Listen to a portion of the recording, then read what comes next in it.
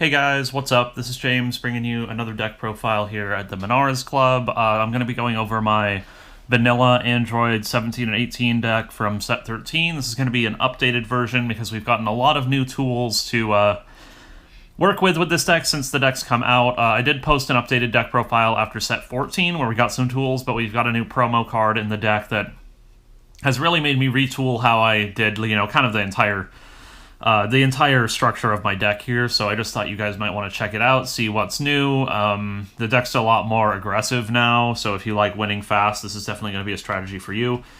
If you're new to the channel, make sure to hit that subscribe button. It really helps us out a lot, helps us bring you more Dragon Ball Super content, deck profiles, gameplay, box breaks, all that good stuff. Alright, so without further ado, let's get into the deck. So the leader it's the same leader. On attack, you look at the top 5 cards of your deck, you add up to 1 mono-yellow android from among them to your hand, then shuffle. Then you can auto-awaken by, if one of your yellow battle cards is switched to rest mode by a skill, you go down to 4, untap 1, draw 1, or you can manually awaken if you're at 4 or less, untap 2 energy and flip this card over. We're generally going to be self-awakening ourselves, generally around turn 1 or turn 2. And I'll show you how that's done later on in the video after I go over the cards. But you can also, if your opponent's beating you down or you just want to play a bit of a slower game, you can just get the extra energy instead of the extra card. And then we'll go to the back here.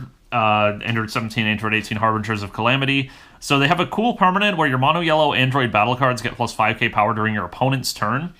This is actually really helpful in helping maintain your board because it makes it so your opponent really can't attack your guys without having to throw a lot of extra cards at them. Although it does mean they're more incentivized to attack your leader, and your leader does go down to 4 when you awaken, so that can be a little bit of a downside, but ideally you're just going to be beating down or putting too many blockers in play for them to really be able to deal with that anyway. And it has, on attack, you can either draw 1 or play up to 1 yellow android with cost 1 from your drop area into your battle area in rest mode. We do have 1 prime target for it, for that effect. We generally want to be looping that with our Android 16 mechanical partner, which will be the first card I talk about once we get into the cards.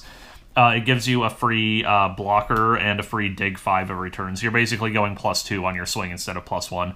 Although you can always just take a card draw as well.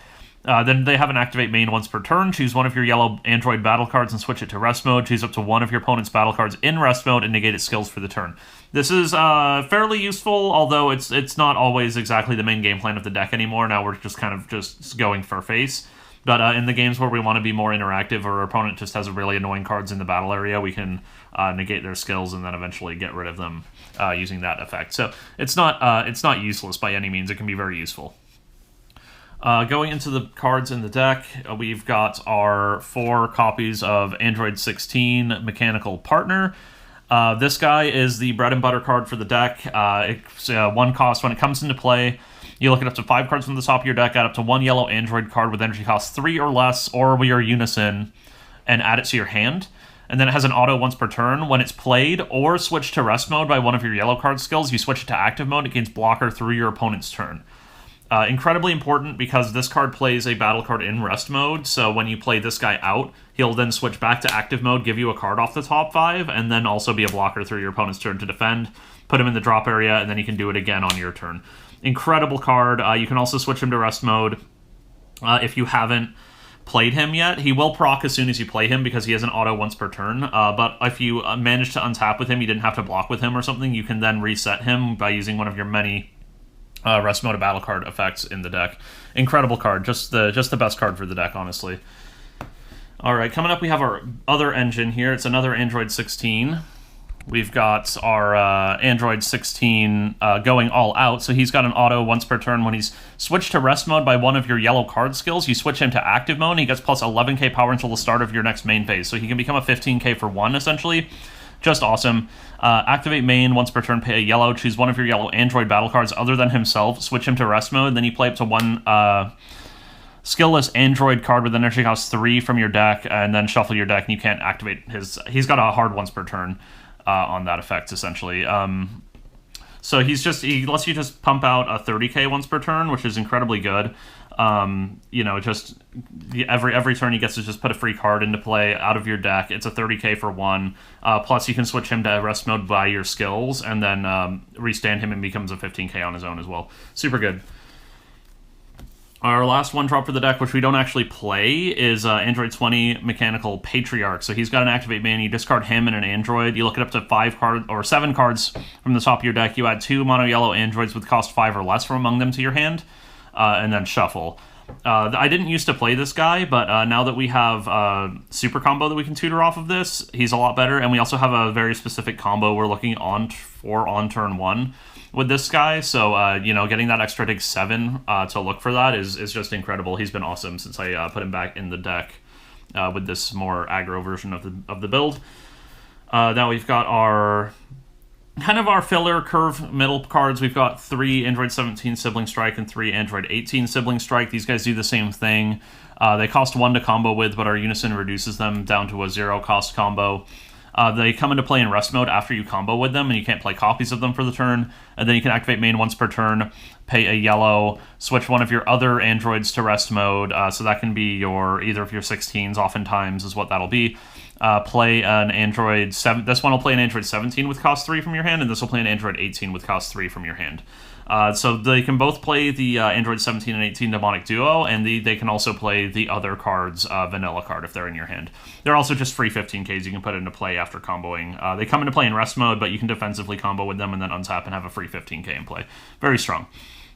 The cards these guys can play are Android 17 and Android 18 Demonic Duo. I've got 2 of them right now. I had 3. They can just be a little clunky. You generally want to be cheating them out with this. You can combo them into play like a Raider's Warcry type card, but it's cheaper to put them into play with this.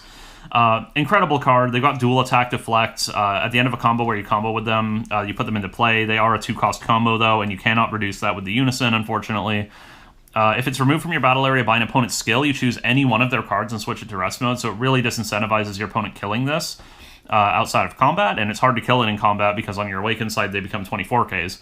And then they also have an auto once per turn. You choose one of your yellow Android battle cards and switch it to rest mode, and then you can choose one of your opponent's attacking battle cards and negate its skills for the turn. So this can be just very useful for your opponent's trying to kill you with like a triple strike or something. It just basically says it's a rattlesnake sitting in play that says you can't kill me with a triple strike on a battle card.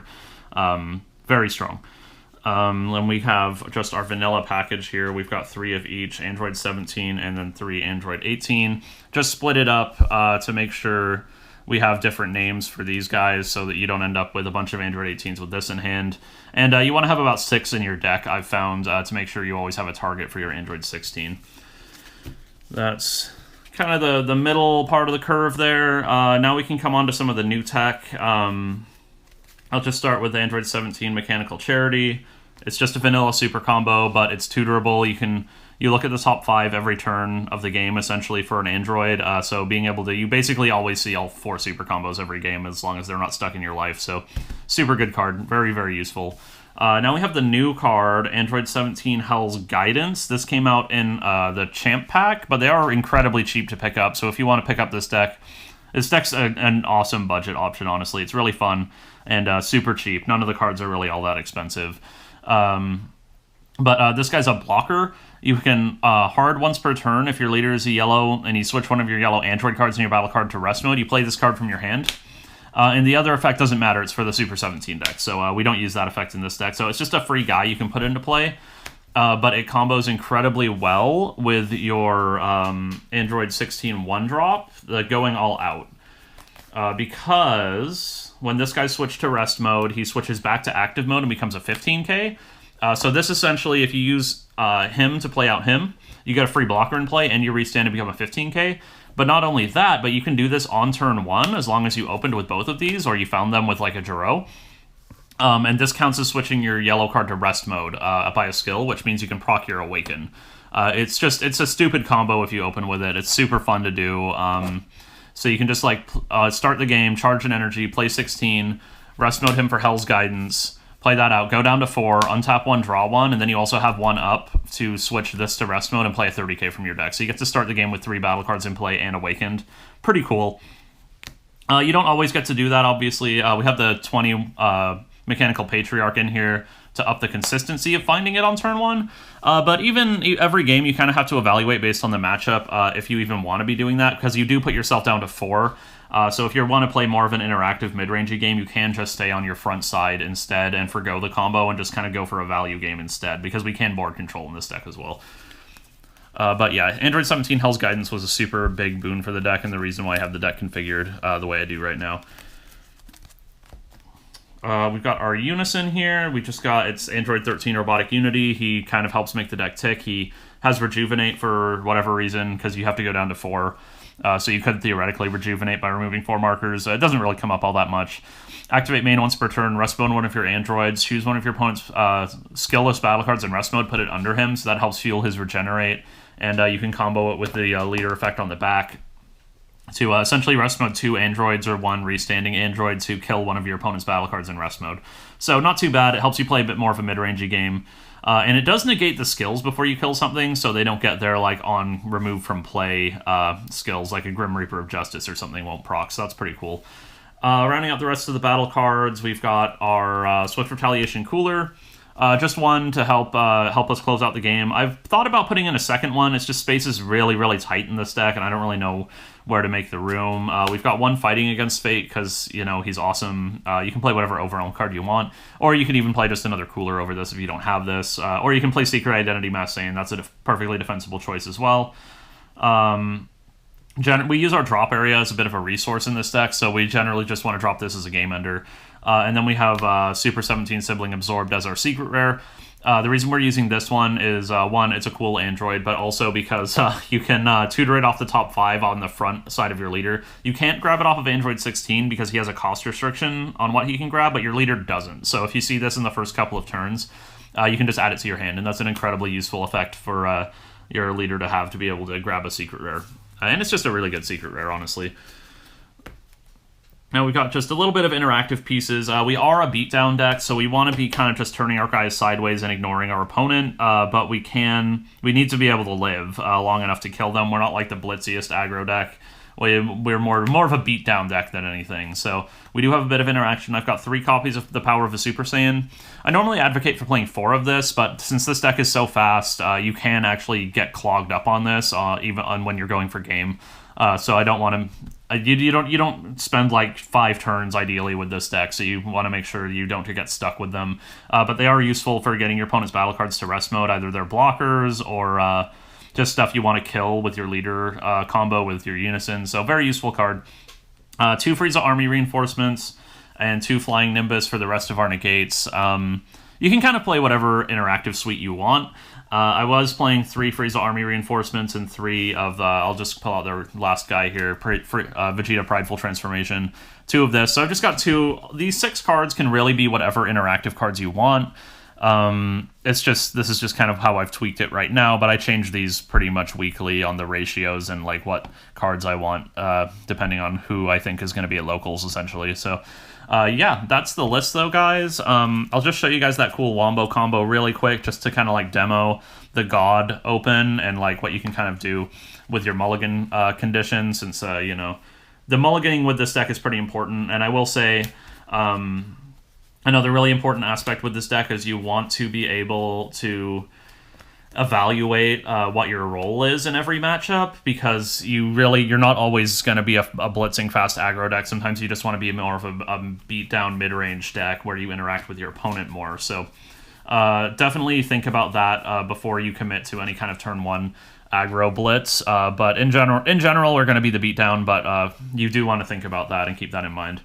So our mulligan condition for the deck is obviously the best thing to see is the combo is this and this on turn 1, and I'll pull out a vanilla too just to demonstrate how the combo works. So on turn 1, assuming you have these 2 in your hand, you can go turn 1, charge a card, and play this, activate Hell's Guidance out of your hand, rest mode this, then you'll have 2 pending autos. You can switch this to active mode, then you can awaken because your auto's pending. Untap 1, draw 1, go down to 4.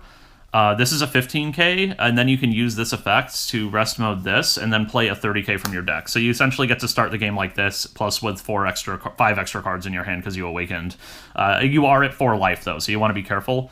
Then if you're on the draw, you could, assuming you can get this in your drop area somehow, you could swing, play this out of your drop as well, dig 5, and then you have a blocker too. So you could get up to 4 battle cards in play on turn 1. So that's kind of the wombo combo.